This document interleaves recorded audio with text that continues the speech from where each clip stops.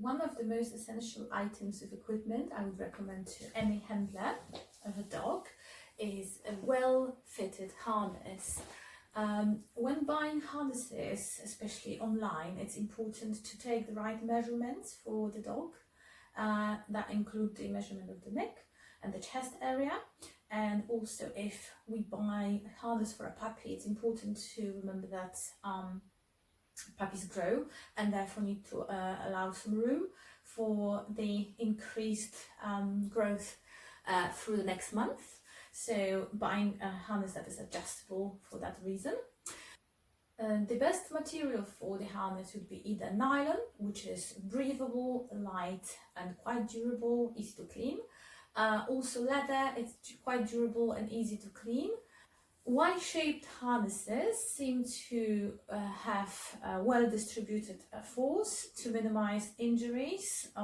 Also, there are different types of harnesses, so I'm going to demonstrate. So we have very silly harness, it's just for decoration for our dog. We don't walk him on it. And then this one is properly fitted. This is like Y-shaped. There are rings on the back, and also, Max, you come this way, baby. And the ring on the front of the harness, so the double and the lead can be clipped. This is especially useful, the front one as well, when a dog pulls.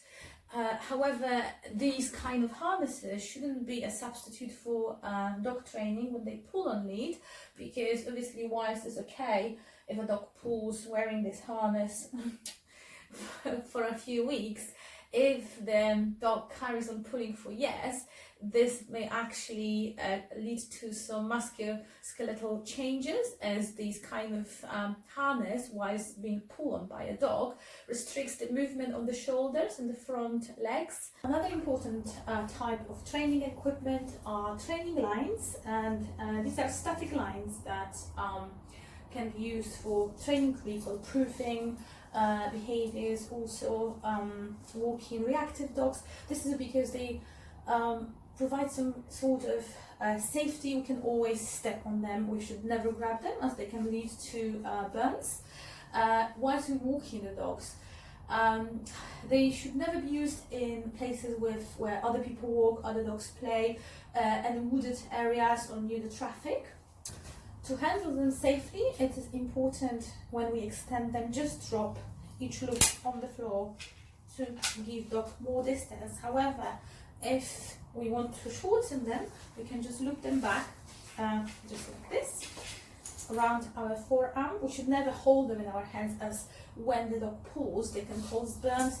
If you want to stop, instead of grabbing in our hand, we should step on them. And lastly, it is very important to attach them to the back of the dog's harness, never to a collar, as this may lead to serious injuries, especially when the dog lunges and runs off and then get trapped, for example, somewhere.